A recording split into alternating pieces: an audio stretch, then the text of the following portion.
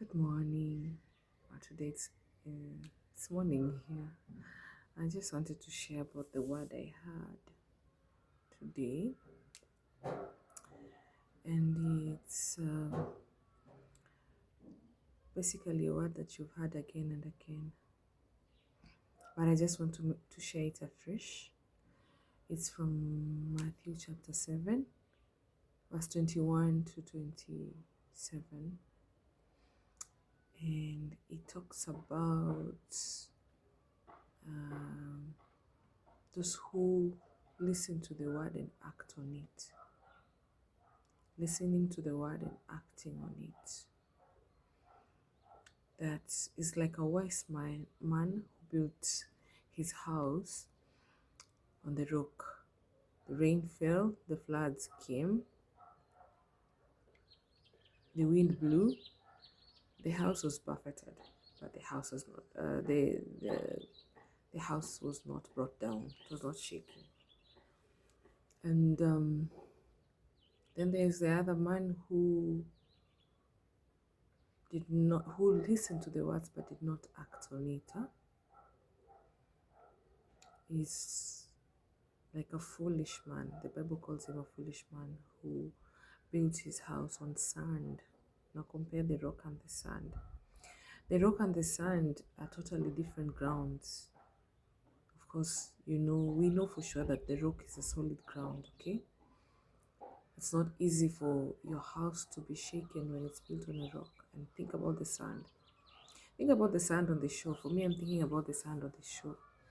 If water comes and just passes over the sand, it goes away. So imagine the rain fell, the floods came, the wind blew. Of course, the house would not stand. So these analogies that Jesus is bringing into this word for me, I've been thinking about it this morning, and I'd like to share with you what God has brought to my heart, hoping that it will also say something to your heart as well. And most of us are good listeners. We may be good listeners, but are not good doers.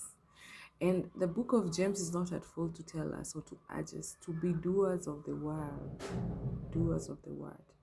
To be doers of the word. Let me repeat that. It's very important.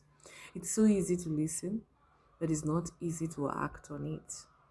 So this word is urging us to be doers. Being obedient. The Lord has given you a word today. The Lord has given you a word yesterday. The Lord has given you a word a week before, maybe last week, 2 weeks ago, last month, and you're still dilly-dallying. Probably you're thinking, I'm not ready. You're always finding excuses. You're always finding excuses. The question is, when is the right time to act? When is the right time to act? So today, would you bring yourself to act on this word that the Lord has put in your heart? If it's about a business, you start it. Don't look at how so-and-so is doing, how much you have, what is going on around the country, around the world. If the Lord has put this in your heart, just do it because it is His idea. So He's the one who's going to sustain it. Act on it. If it is a word that He has placed in your heart concerning different areas of your of ministries that He has called you to, could you please act on it today? Acting is not easy. I've been thinking actually about being sent. It's not an easy thing. You see, you're never ready. You will never be ready to say yes. If given an option, actually, you would say, no, I'm not ready to go today. Maybe tomorrow, and tomorrow will come, and you'll say maybe later. So you'll keep on looking for excuses to do this, and so the time to act is now. The time to act is now. And it's all about trust and faith. It's all about trust and faith. Because think about it. Faith is never about you being ready. You doing something because you're ready. It's about you doing something even when you've not seen the evidence of it, but believing it's going to come to pass. Okay? So trusting that you're not alone, but the one who sent you is the one in control, he's the one in charge, he's the one at the leadership of this. So God is calling us to obedience today, first of all, to do what he has put in our hearts to do for a very long time. I'll tell you the truth, I'm one of them whom God has been telling a lot. Even doing this podcast, for me, it has not been easy.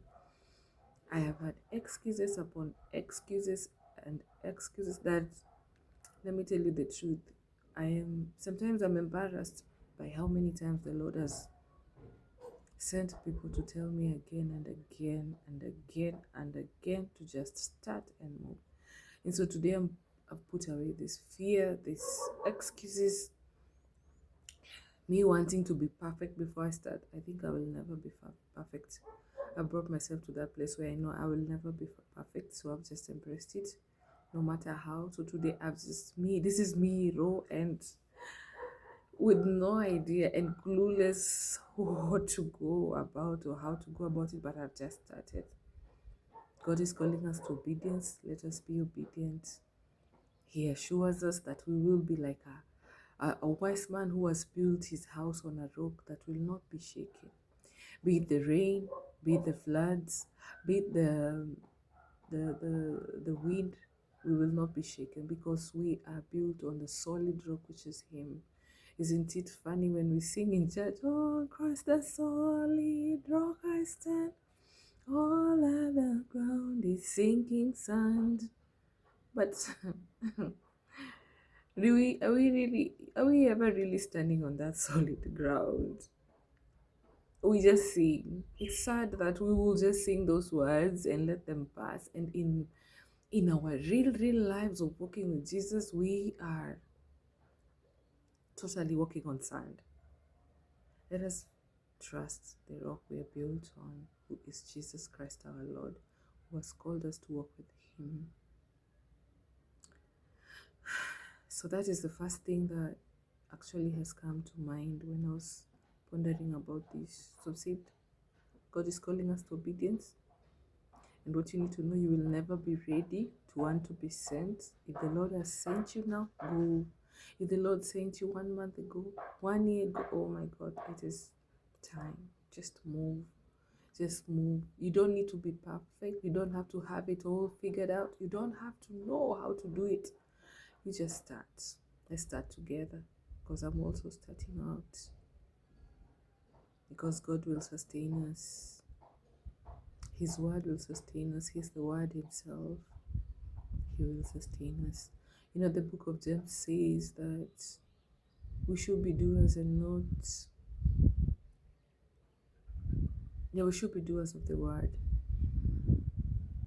That anyone who reads the word and forgets it is like someone who looked at himself in the mirror, and when they moved away from the mirror, they forgot who they were.